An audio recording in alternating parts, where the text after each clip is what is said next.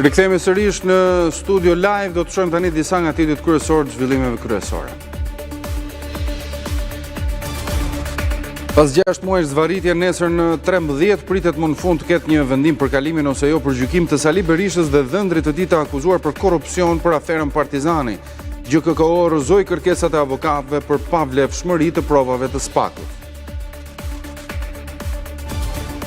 Nga Skarpari, kryesocialisti Edi Rama foli për nisjen e punimeve për rrugën Berat-Skrapar që do të shkurtojë lidhjen për vetëm 30 minuta. Berisha në takimin me gratë kandidatët PD-s në Tiranë premton heqjen e të gjitha taksave rrugore.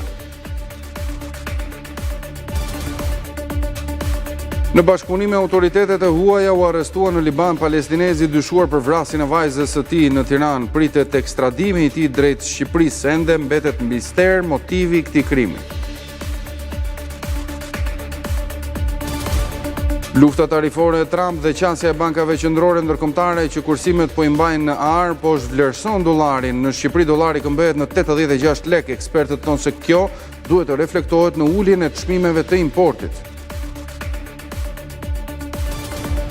Mira besimtar, shumica të rinj po qëndrojnë në pritje mbi 8 orë në sheshin Shëmpjetër për t'i dhënë papës përshëndetjen e fundit.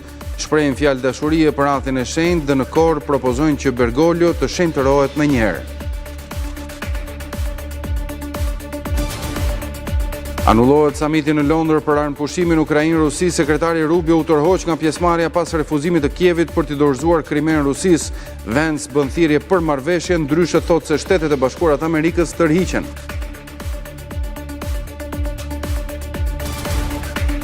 Inter dhe Milan do të vihen përballë sonte për herë të 5 në këtë sezon për të përcaktuar finalistin e parë të Kupës së Italisë. Zikaltrit kanë disa mungesa, ndërsa Milan e sheh Kupën si shpëtimin e sezonit.